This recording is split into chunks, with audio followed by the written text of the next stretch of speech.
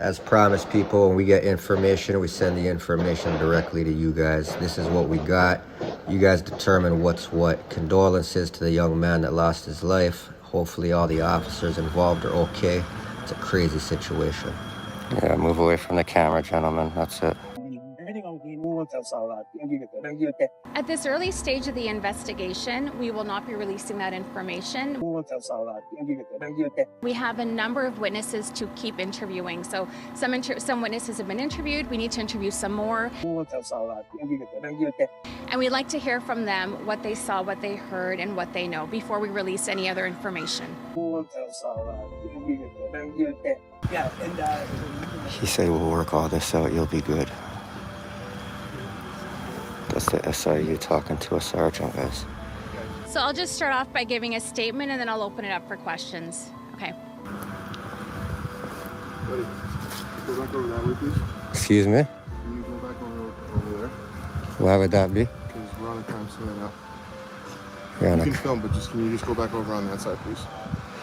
You're on a crime scene. Your crime scene's where this tape is, no? So like I said, can you just go back? You can film, but just go back across the street. Where to? Where's your crime scene start at? The Special Investigations Unit is investigating the circumstances surrounding the fatal police-involved shooting last night of a 17-year-old male in Aurora.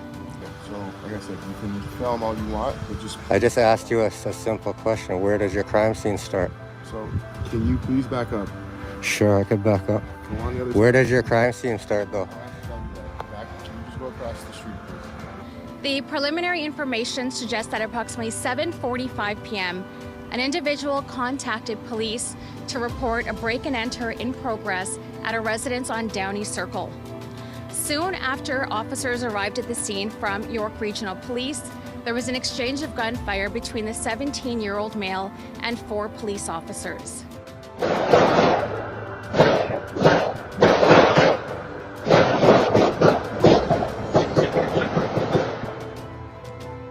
The male was struck multiple times and pronounced deceased at the scene. This is public record. You guys can't control public record. If you want me back there, extend your crime scene, man. I'm not moving because you say so. I don't know who you think you are. We're collecting public record because you guys just smoked somebody and you want to hide it? One officer suffered minor injuries and was taken to hospital for treatment. I know I can, man. Request denied. All I can tell you at this time is that there was the interaction between the individual and officers, and then we have the one officer who was injured and one person who's deceased. You could instruct him to not instruct me what to do unless there's crime scene tape up. That would be appreciated. Are you sure it is a proper firearm and not like a pellet gun or something like that? Can you tell us anything about the weapon possibly this individual was carrying? Yeah, I don't have any information on that at this time. Step back from the scene, sir. Where are you guys extending to? 6 blocks back? Where are we going tonight, guys? 7 blocks back? Far enough so we can't hear anything? You guys see that? Canada Cop Watch pulls up on the scene and they extended it. Live on the internet. And they're gonna say it's not for the cameras, people. Now guys, this is a WhatsApp group chat. Supposedly by the York Regional Police. It was sent to somebody, that was sent to somebody, and then sent to us. It says a 17-year-old called 911 for a B&E. Officers responded. Upon arrival, 17-year-old son of homeowner opened fire on responding officers with slug and buckshot. Had firearms set up in every window, body armor on, and ballistic helmet found on second floor. Yorkie got C8 and returned fire, killing the suspect. Coppers are okay. One took buckshot in the mouth from a distance but will recover. So, it was a shotgun. Officers took a buckshot pellet in the jaw. Several scouts have pop can-sized holes in them. He had rifles, body armor, helmets lined up in an upstairs window. Opened fire on first cops that showed up, hit an officer with a shotgun pellet, charged the cops, and was plugged in the head with a C8.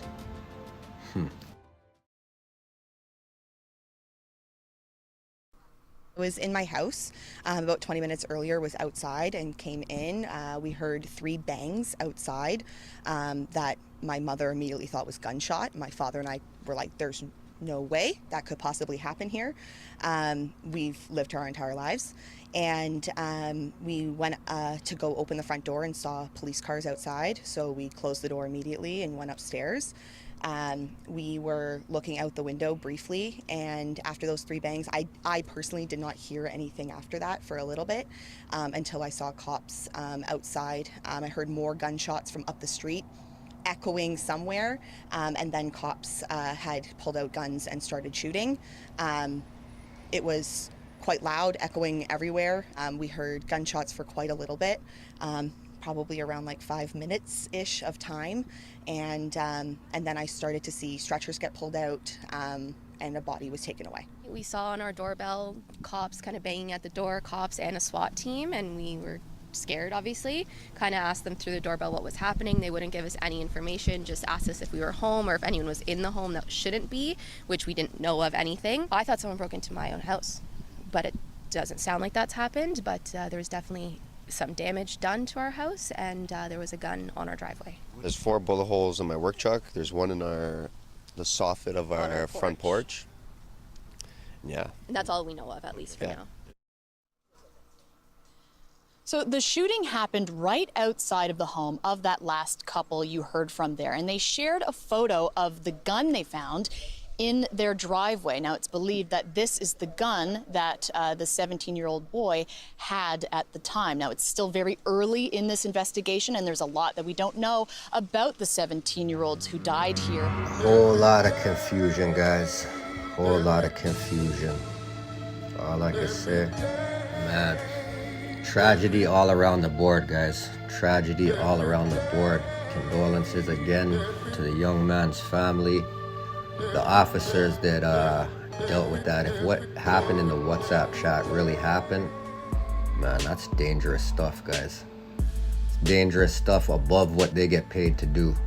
It was literally an ambush / suicide by cop is what it sounded like.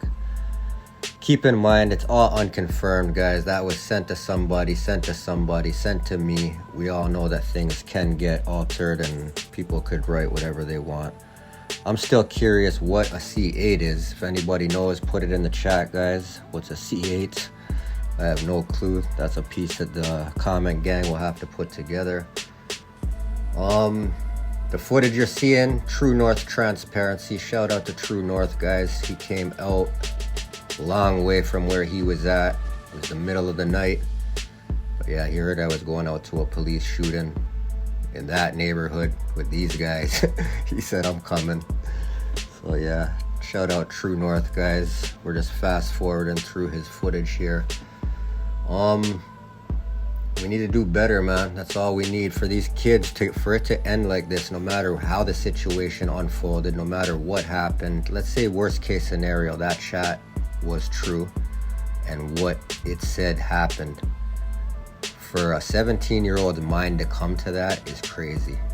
It's crazy that their brain can even make that make sense in their head to do something like that. There's only one outcome, and he's gonna die that night, you know? So in my head, if it happened, it's a suicide by a police officer. For it to come to that is a whole another question. What was that kid going through? What was his life like? What brought him to this boiling point? Where were the resources to get all of this stuff that he did it with? It's a lot, man. It's a lot, guys. Just goes to show we gotta pay special attention to these kids, man. Sometimes they're crying out for help and nobody even understands it. No one even gets that that's what they're doing. And they're acting out and doing this and doing that. Gotta pay attention to them, man. Give these guys opportunities, teach them real skills, financial skills, trades. Time is the main thing. You gotta occupy their time. Anybody that doesn't know, I have a non-profit organization. It's called the Turk Foundation. You can check it out at theturkfoundation.ca. It focuses on kids in high crime neighborhoods. It's focused on keeping these kids away from the gangs. in our city, the gangs and the guns, they come hand in hand. So when these kids get involved with the gangs, they get involved with the guns. And before you know it, their funerals are happening. I've seen it all happen twice, guys. I've been through it all. I just want to see better for the city, man. Shout out to all you guys for being here. Bunch of legends. Until the next one, Canada Cop Watch. Love y'all.